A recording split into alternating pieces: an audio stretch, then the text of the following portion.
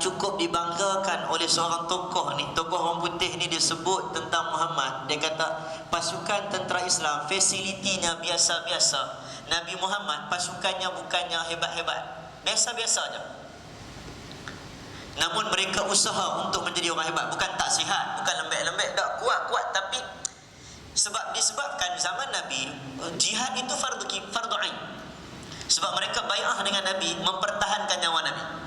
Jadi tak ada Nabi nak kata siapa nak ikut berjihad angkat tangan, tak. Nabi tak tanya macam tu.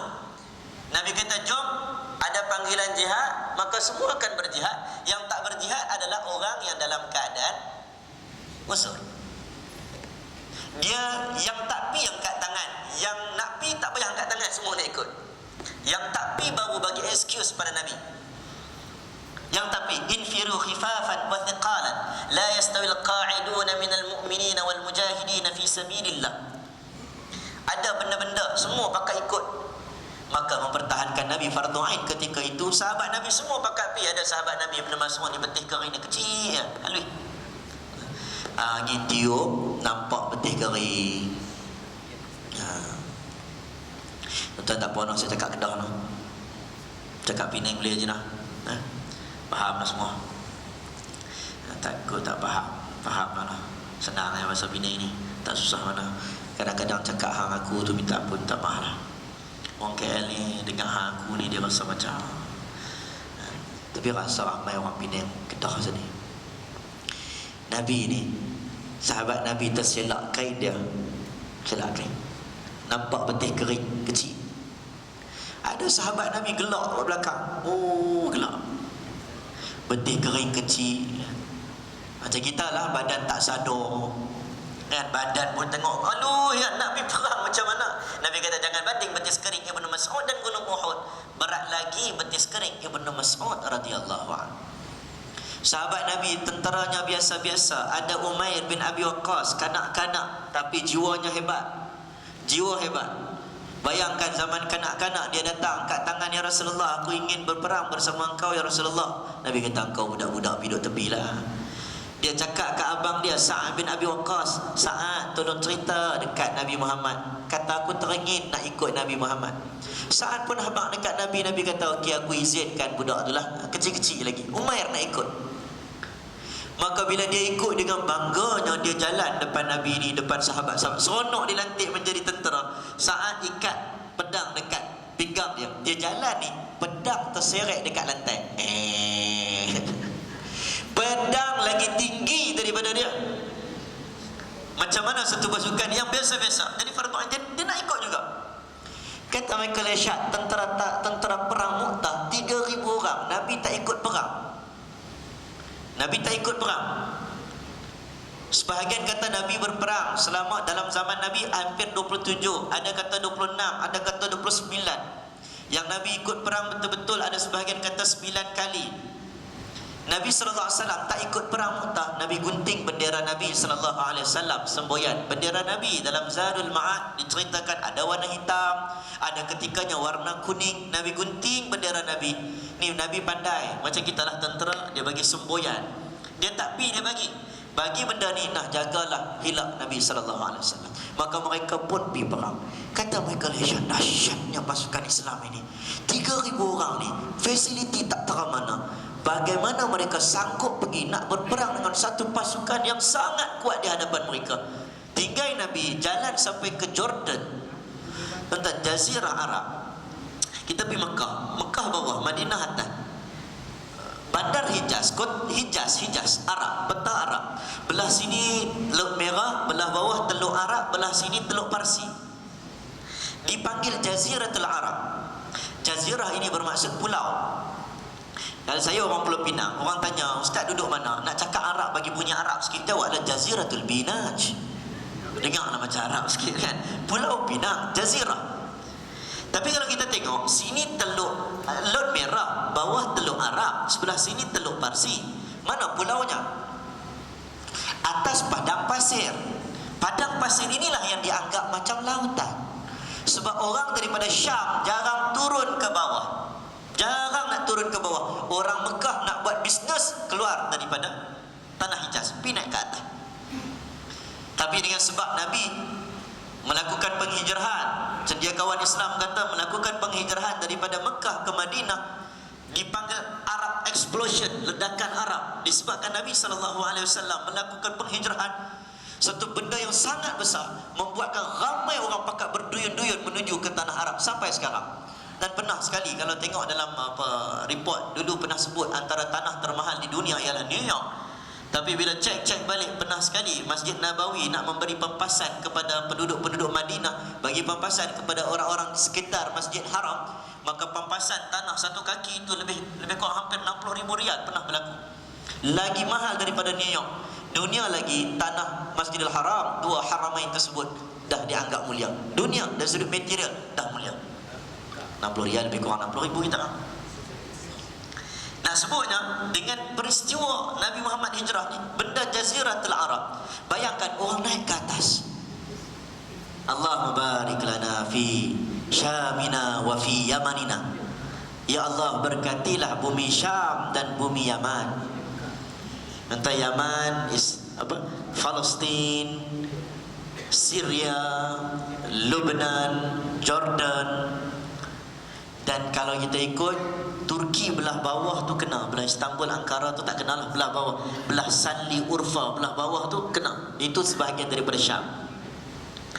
Wilayah ni kita naik tentera 3,000 orang tentera pergi ke sana dalam keadaan Nabi tidak ada. Dia pun tak pertahankan Nabi. Tak pertahankan Nabi, bawa bendera Nabi. Orang datang cerita, "Ya Rasulullah, ya Zaid bin Harithah."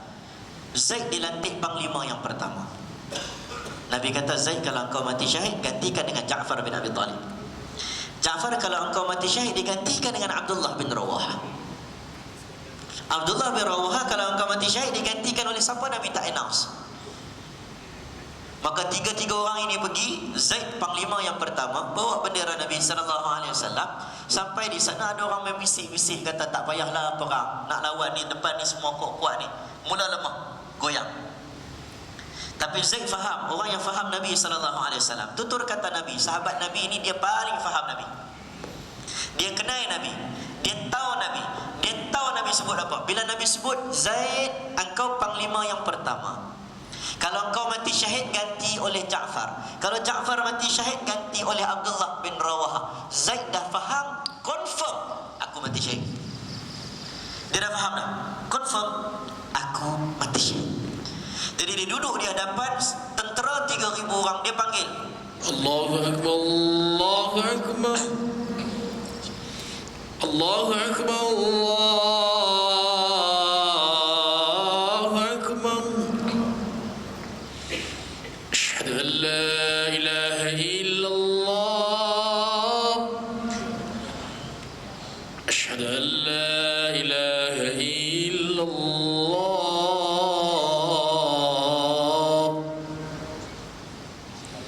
أشهد أن محمد رسول الله،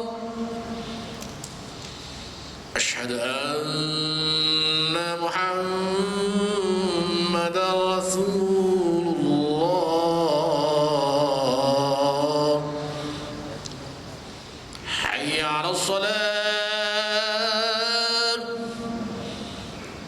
حي على الصلاة،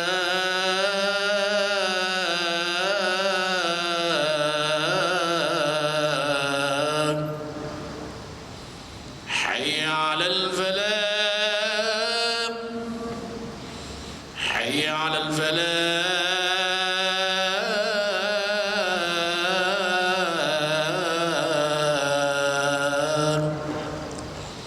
الله أكبر، الله أكبر، لا إله إلا الله.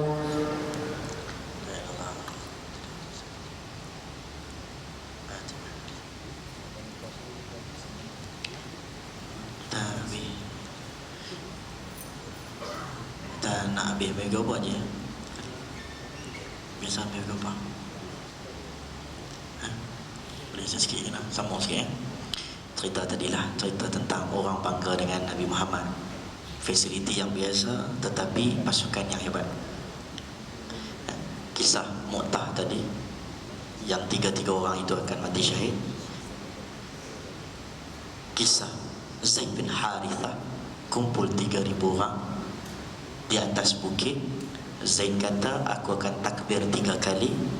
Takbir yang pertama, barang siapa yang masih lagi sayang Nabi, cinta Nabi, pegang amanah Nabi dan tidak takut selainnya, sayang diri sendiri kan sayang Nabi, sayang Nabi lebih daripada diri sendiri, maka takbir yang pertama, jangan dia berganjak daripada padang ini.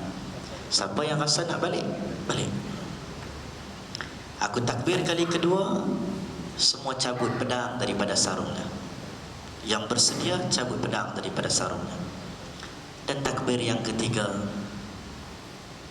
barang siapa yang ingin berperang, berjuang, bertempur bersama, maka dia jangan duduk lagi atas bukit ini, melainkan dia turun dan bertempur lawan. Maka dia takbir kali pertama pada waktu duha, tengah sejuk atas padang pasir medan Mu'tah.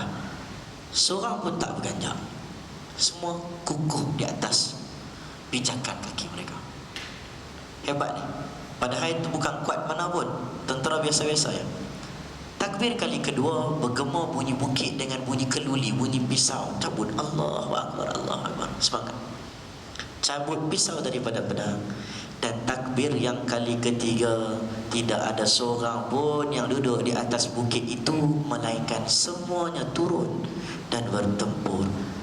Turun dengan semangat walaupun dalam keadaan diri mereka tak pasti mereka ini menang ataupun kalah, sebab di depan mereka itu ada 210,000 orang. Sebab itu orang heran. Saya ulang balik, 210,000 orang, ni 3,000. Orang heran macam mana hati ini boleh begitu cinta kepada seorang tokoh yang tak ada dalam dunia, sampai orang sayang sampai tahap macam ni. Orang boleh sayang sampai tahap macam ni. Orang pertahankan Nabi sanggup mati. Talhah, anak panah datang, dia angkat Nabi. Nabi kata, engkau pun tak larat dalam perang Uhud, engkau tak larat nak angkat aku. Dia kata, ya Rasulullah, anak panah datang kepada engkau, aku akan buka dada aku. Labbaik. Kalau kematian mempertahankan Nabi itu kematian yang baik, sayangkan Nabi. Nabi khusus, tubuh badan Nabi jangan sebutlah, tubuh badan Nabi air liur pun berkat. Nabi ludah dan tangan Nabi tak sama lah. Nabi tak sama dengan manusia. Inna ma'ana bashar. Nabi manusia biasa, tetapi dia diwahyukan. Ada benda-benda khusus untuk Nabi. Nabi ludah kat tangan Nabi, Nabi letak dekat mata. Letak dekat mata Ali bin Abi Talib dalam perang Khaybar. Sembuh mata Ali bin Abi Talib. Sembuh. Ini Nabi SAW. Kita jangan duk pergi ambil mata ayang liang siapa, ayang liang Ustaz Ashraf, tak payahlah. Siapa pun tak mau. Tapi yang mata Nabi, peluh Nabi diambil, peluh Nabi diambil, dijadikan minyak atar. Itu khusus untuk Nabi SAW. Nabi tidak mewariskan untuk itu. Berapa banyak peluh Nabi yang kita nak share satu umat 1.6 bilion satu dunia? Tak ada dapat. Nabi tidak mewariskan dinar dan dirham, tetapi Nabi mewariskan kitab Allah, sunnah Rasulullah. Qul in kuntum tuhibbuna Allah fattabi'uni yuhibbukum Allah wa yaghfir lakum dhunubakum wallahu ghafurur rahim. Katakanlah, kalau kamu mencintai Allah, maka ikutlah Nabi. Tonton ikut Nabi bermaksud mengikuti dan mencintai Allah. Allah sambung, wa yaghfir lakum. Kita buat benda simple ya malam ni. Contohlah, balik biasa tidur belah kiri, contohlah. Contoh, banyak contoh lagi. Kita tidur belah kiri, oh belajar sunnah Nabi, Nabi tidur tak pipi Nabi sebelah kanan. Kita dah berpuluh tahun, 50 tahun dah tidur belah kiri ni. Sunnah Nabi belah kanan. Paksa dirilah belah kanan nak ikut sunnah Nabi. Padanya ada keberkatan, paksa diri walaupun tak boleh tidur, oh belah kanan. Fihi barakah, padanya ada keberkatan. Tak, Allah kata wa yaghfir lakum. Tuan-tuan ikut sunnah simple, wa yaghfir lakum, Allah ampun dosa. Simple ya. Tuan-tuan duduk dalam saf, tuan-tuan tak berasa bau orang sebelah, tak berasa. Orang yang biasa rapat saf, dia biasa berasa rapat. Dia pun duduk rapat saf walaupun kadang-kadang tak selesa. Wa yaghfir lakum, Allah ampun dosa. Sebab tu tuan-tuan duduk kat Mekah, tuan-tuan duduk sembahyang sebelah kita kadang-kadang orang kulit hitam, orang putih, macam-macam, tak kisah. Kita duduk rapat-rapat, kita rasa kasih sayang. Kita sekarang ni tuan-tuan, kalau saya suruh lah, contohlah saya suruh tuan-tuan pegang tangan orang sebelah pun kadang tuan-tuan rasa segan. Pelik ustaz suruh pegang tangan malam ni, pegang tangan orang sebelah. Tuan-tuan pegang, haji pegang. Nak pegang tangan. Kita nak segan, kita segan nak pegang tangan. Sedangkan tangan itulah yang nak mandi jenazah kita. Betul tak? Sedangkan jenazah nanti yang nak mandikan kita, sama-sama kita.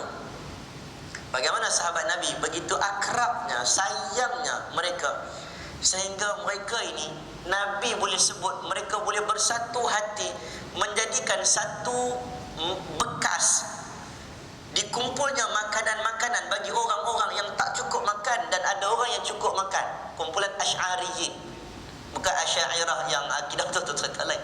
Ni Asy'ariyin, satu kelompok, satu kaum, dia ambil makanan, dia letak satu tempat. Kawan ni tak ada makanan, yang ni ada makanan lebih, kumpul-kumpul lebih kurang sama banyak, yang ni bagi banyak sikit, yang ni sikit, kumpul-kumpul jadi banyak, bahagi sama rata. Nabi kata aku bersama dia dan dia bersama dengan aku nanti. Ada sahabat Nabi, adakah itu asabiyah? Nabi kata itu tidak asabiyah. Adakah itu kepuak-puakan? Tak, itu bukan kepuak-puakan. Asabiyah itu apabila kamu mempertahankan kesalahan rakan kamu walaupun kamu tahu dia salah, itu asabiyah. Tuan-tuan buat masjid Umar Al-Khattab, buat kumpulan, buat makanan sama-sama. Kami, geng kami, bukan kita nak lawan dengan Masjid Bangsar, Masjid Abu Bakar, tak. Tapi contohnya kita buat macam tu. Nabi suka. Benda simple ya. Contohlah makan tangan kanan. Makan tangan kanan. Tuan-tuan nak makan, kita dalam program dulu dia orang ajak makan protokol kan. Makan protokol lah, makan tak boleh bunyi, kita pun tengok. Tak ada masalah, tapi cuma bila dalam time kita nak masuk ke dalam mulut. Tuan-tuan makan garpu, pisau ni tak ada masalah. Sebahagian kata garpu, camca ni orang Islam yang buat, orang Parsi yang buat. Pakai tak ada masalah, cuma nak pakai tangan ni ada apa? Penghadaman yang bagus, ya, itu pun bagus juga. Tapi nak pakai camca garpu tidak menjadi kesalahan. Cuma nak masuk dalam mulut tu. Nak masuk dalam mulut, kita makan stik, kita potong tangan kanan, kita masuk tangan kiri. Contohlah kita potong semua, potong semua. Kita ambil tangan kanan buah garpu, kita cucuk tangan kanan, tak menjadi kesalahan, bahkan dapat keberkatan. Tentang minum tangan kanan sunnah. Makan ataupun minum tangan kiri makruh, dia bukan haram, makruh. Minum tangan kanan sunnah, makan dan minum tangan kiri makruh. Tetapi siapa yang minum guna tangan kanan dapat pahala sunnah, siapa yang tidak mahu minum tangan kanan, dia bukan lagi makruh. Tuan-tuan, makan tangan kanan sunnah, makan tangan kiri makruh. Siapa yang tidak mahu makan pakai tangan kanan, itu bukan lagi persoalan makruh. Ada beza. Ini sunnah. Sambung ayat, fa in kuntum tuhibbunallah qul ati'u Allah ar-rasul fa in tawallaw fa innallaha la yuhibbul kafirin. Katakanlah taatlah Allah dan rasulnya. Dia tidak boleh cinta semata-mata. Abu Talib mencintai Nabi, bahkan boleh jadi lebih daripada kita, tapi dia tidak mengikuti Nabi, tak jadi juga.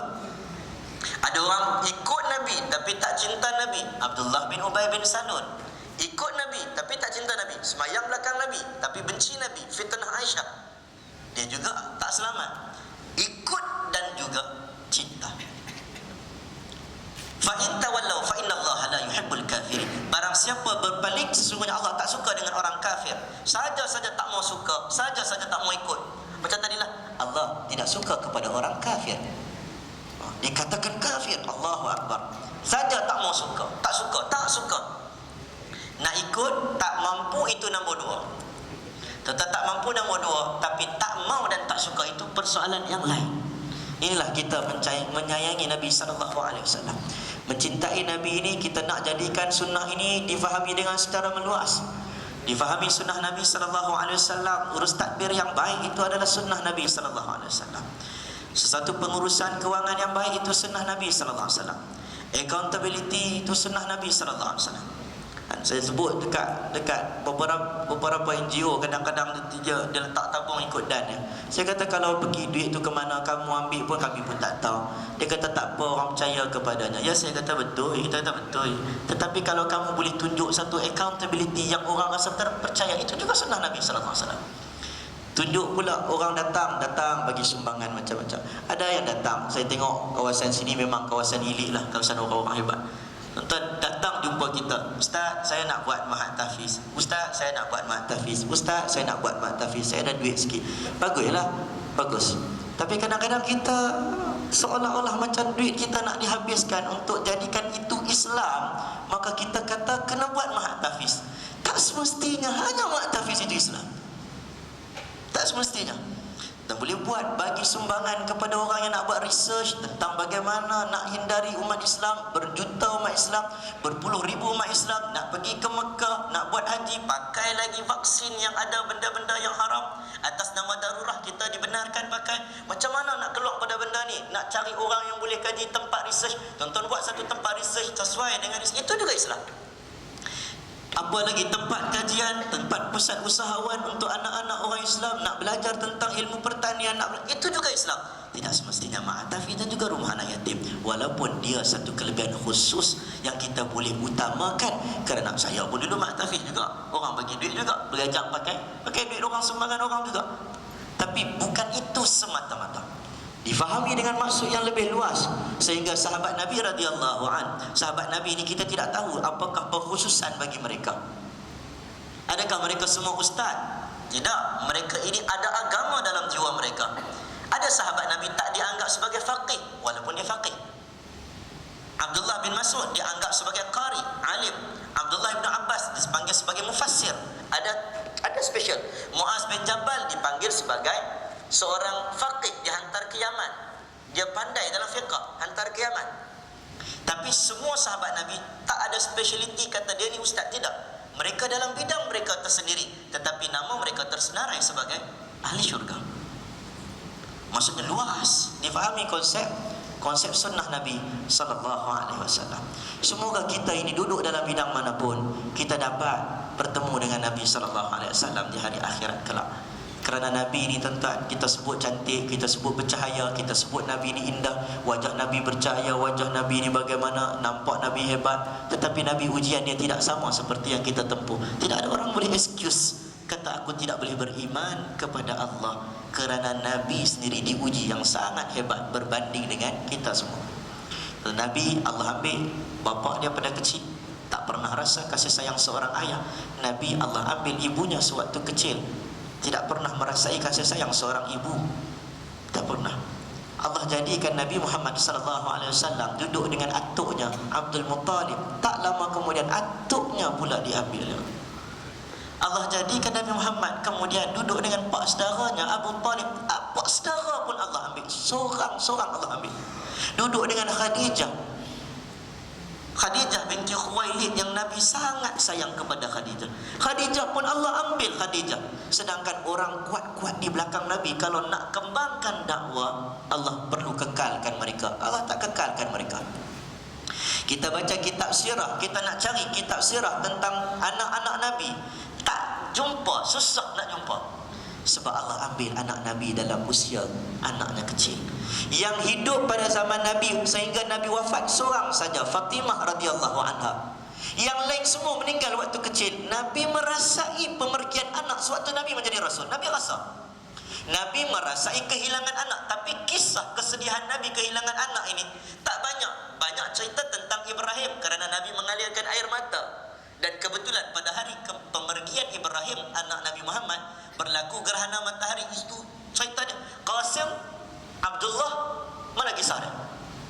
Zainab anak Nabi diceritakan, Nabi sebut, Zainab, engkaulah anak yang paling banyak hidup dalam kesusahan bersama ayahmu. Sebab Zainab ni tugas dia balik rumah, ayah balik, dia tengok kita, anak kita balik, saya balik, anak saya ni seronok jumpa ayah, seronok peluk. Dia panggil kita Ustaz Acalaf. Anak panggil Ustaz Acalaf. Dia seronok, dia panggil kita Ustaz. Kita balik seronok jumpa dia, anak kita. Zainab balik, ayah balik, Kerja dia lap kepala ayah sebab ada air liur dan juga pasir yang ditabur di atas kepala Nabi. Dia lap kepala Nabi. Ya Rasulullah, kemarin dah kena, kenapa hari ini pergi lagi? Nabi kata, jangan fikir tentang aku, fikirlah tentang umatku. Tu pun punya sayangnya Nabi kepada kita. Nabi sebelum Nabi wafat, Nabi duduk dengan sahabat Nabi radhiyallahu an. Nabi duduk depan dia. Nabi ramai-ramai sahabat Nabi. Nabi kata, wahai sahabatku, hari akhirat nanti Allah akan tanya kamu. Sebelum Allah tanya, aku tanya dulu kamu. Sebelum Allah tanya, aku tanya dulu. Aku ingin tanya kamu semua, adakah aku sudah melaksanakan tugas menyampaikan wahyu Allah kepada kamu? Adakah aku sudah menyampaikan? Kerisauan Nabi, hebat Nabi, hebat. Kita belum buat apa-apa. Tadi Ustaz Imam Malik tadi, bukan Imam Malik bin Anas, Malik bin Sa'ad, Malik Ahmad tadi, dia tanya, Ustaz kerja apa? Kita tak tahu nak jawab, kita jawab pendakwah bebas. Oh, kita jawab pendakwah, sedangkan Nabi tanya, apakah yang aku sudah menyampaikan bagi kamu? Dan kita perlu balik minta maaf dengan anak kita, minta maaf dengan isteri kita. Sebab hampir 10 tahun kita kahwin sekalipun, isteri kita tak pernah sebut apa yang kita bagi ini datang daripada Allah. Rezeki yang Allah kurniakan ini datang daripada Allah. Kita balik, kita minta maaf ke anak kita. Mungkin hampir 10 tahun, 20 tahun tak pernah kita introduce Muhammad kepada anak kita. Abah minta maaf. Mungkin ada kawan-kawan pejabat duduk sebelah dengan Asing, Mutu Sami, Ravi. Minta maaf ke Asing, Kak Ravi, sebab selama aku hidup dengan kau, aku tak pernah sebut siapa itu Muhammad kepada kau. Kerana dia bakal menjadi musuh untuk kita satu hari nanti. Dia akan bertanggungjawabkan kerana kita tak pernah sembang kepadanya tentang siapa itu Muhammad, apa itu Islam. Balik kita minta ampun ke anak kita, isteri kita. Sebab betapa sedihnya Nabi kalau Nabi tahu kita ini tidak melakukan tugas yang ditinggalkan oleh Nabi. Kalau nak teruskan tugas dakwah, Allah akan panjangkan usia Nabi. Tetapi wa ma Muhammadun illa rasulun qad khalat min qablihi ar-rusul afa imma ta'u qutila qalabtum ala aqabikum wa man yanqalib ala aqibai falan yadurrallaha syai'a. Nabi wafat meninggalkan kita, Nabi juga wafat meninggalkan tugas untuk kita. Semoga kita ini dapat bertemu dengan Nabi sallallahu alaihi wasallam. Cukup pukul 9 tuan. Wallahu a'lam bissawab. Saya mohon kemaafan anda berlaku terkasar bahasa atau kurang tak kena, ku ada salah dan silap. Semoga pertemuan pada malam ini bukan pertemuan yang terakhir, insya-Allah. Semoga Allah menjadikan kita dapat terus menerus istiqamah, berpenat lelah, menyibukkan diri untuk Allah, peduli waktu kita untuk Allah. Barang siapa yang habiskan waktu untuk Allah, Allah akan kurangkan waktunya untuk perkara lain. Barang siapa yang habiskan wang ringgitnya untuk Allah, Allah akan kurangkan wang ringgitnya untuk perkara yang lain. Inilah kita yang membuat pertimbangan. Tuan, saya kempen sikit, tuan boleh pergi ke siapa-siapa yang nak mengaji Quran secara percuma. Secara percuma saya ada buat pusat mengaji Quran di Bangi. Kalau jauh sangat lah, kalau siapa-siapa duduk belah sana, kawan-kawan buat kelas mengaji Quran percuma di Bangi. Ada siapa-siapa yang tak boleh nak mula daripada alif bata, kita ada guru-guru yang mengajar kawan-kawan daripada Syubra Mesir. Kita buat kelas secara percuma. Ada yang datang 30-40 tahun mula daripada Iqra satu bata, tak apa kita ajar. Slow-slow dia merangkak dia belajar. Wa yatata'ta, kata Nabi sallallahu alaihi wasallam, falahu ajran, baginya 2 ganjaran. Orang baca Quran dalam keadaan merangkak, baginya 2 ganjaran. Satu sebab baca Quran, 2 sebab dia berusaha untuk baca Quran. Usahalah pelan-pelan Quran supaya Allah jadikan hati kita ini dekat dengan dia, dalam lembut. Dia pecah sikit-sikit hak sombong ni, dia pecah sikit-sikit hak angkuh ni, dia pecah sikit-sikit hak kotor ni. Kalau siapa kenal, siapa nak perkenan, boleh buka Facebook Rumah Fikir di Bandar Baru Bangi. Malam ni ada kelas Quran. Sabtu Ahad kita buat kelas duha. Kita panggil Ustaz Izhar Arif, Dr. Izhar Arif, Ustaz Adlan Abdul Aziz, Ustaz Fawaz Fazil, Dr. Syauqi Uthman. Kita buat percuma, datanglah talaqi kita, insya-Allah. Semoga Allah merahmati pertemuan kita pada malam ini. Kalau ada hati yang terguris, minta ampun, minta maaf, minta Allah jadikan lidah ini jadi asbab hidayah untuk kita. Auzubillahi minasyaitonirrajim. Bismillahirrahmanirrahim. Alhamdulillahirabbil alamin. Wa qini nasta'in wassalatu wassalamu ala asyrafil anbiya'i wal mursalin. Sayyidina wa maulana Muhammadin wa ala alihi wa sahbihi ajma'in. Allahumma faqihna fid din wa 'allimna at-ta'wil wa hdina siratal mustaqim. Allahumma arinal haqqa haqqan warzuqna ittiba'ah wa arinal batila batilan warzuqna ijtinabah. Ya Allah, ya Tuhan kami, ya Allah, Kau menjanjikan orang yang datang majlis ilmu diampunkan dosa. Ampun dosa kami, ya Allah. Kami mendatangkan kepadamu tangan yang penuh dosa, ya Allah. Ampun dosa kami, ya Allah. Ya Allah, ya Tuhan kami, ya Allah, bersihkanlah hati kami sebersih-bersihnya. Jauhkanlah hati kami daripada hati yang kotor, hati yang keras, hati yang angkuh dan sombong. Jadikan hati-hati kami hati yang jernih, mudah menerima teguran dan nasihat, mudah untuk mentaatimu. Hati-hati kami takut akan perintahmu. Ya Allah, ya Tuhan kami, ya Allah, Kau selamatkanlah ibu ayah kami. Kau selamatkanlah ibu ayah kami. Luaskanlah kubur mereka. Syurgalah untuk ibu ayah kami. Berilah kesempatan untuk kami anak-anak ini menghiburkan hati ibu ayah kami, seperti mana ibu ayah kami menghiburkan hati kami sewaktu kami kecil, ya Allah. Ya Allah, ya Tuhan kami, ya Allah, ampunkan dosa istri kami, ya Allah. Ampunkan dosa suami kami, ya Allah. Ampunkan dosa anak-anak kami, ya Allah. Ampunkan dosa adik-beradik kami, ya Allah. Ampunkan dosa guru-guru kami. Ampunkan dosa kawan-kawan kami. Ampunkan dosa jiran-jiran kami, ya Allah. Ampun dosa seluruh kaum muslimin dan muslimat. Ya Allah, matikanlah kami dalam keadaan husnul khatimah. Jauhkanlah kami daripada kematian yang buruk, ya Allah, su'ul khatimah. Ya Allah, jadikan hati-hati kami hati yang cukup dengan rezeki-Mu yang barakah, ya Allah. Jadikan hati-hati kami merasai kecukupan keberkatan rezeki, ya Allah. Bersihkanlah hasil rezeki kami, ya Allah. Berilah akhlak yang baik kepada kami, anak-anak kami, adik-beradik kami, anak cucu keturunan kami. Perbaikilah akhlak kami, ya Allah. Cantikkanlah akhlak kami, ya Allah. Ya Allah, ya Tuhan kami, indahkanlah tutur kata kami.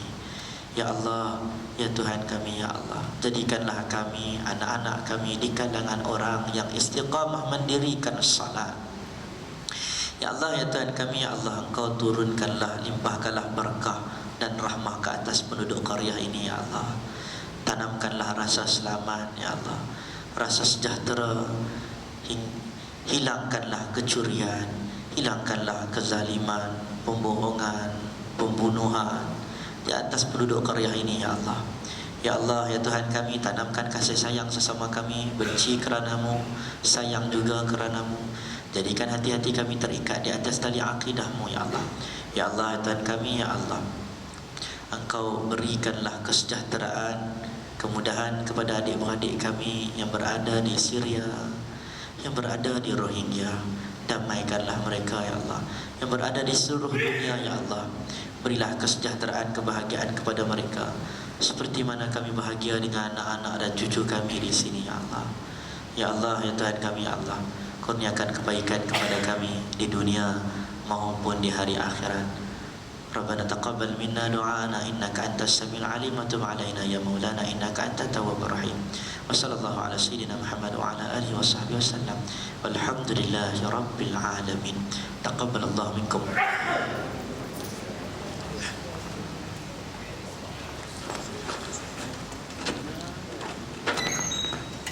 Terima kasih saya ucapkan kepada Al-Fadhil Mahmuda Ashraf di atas penyampaian ceramah sebentar tadi. Jadi tuan-tuan, seperti mana kita sedia maklum, suka saya peringatkan lagi sekali apa yang Ustaz sampaikan. Saya tertarik dengan ayat in kuntum tuhibbunallaha fattabi'uni. Tuan-tuan cinta pada Nabi sallallahu alaihi wasallam, ikut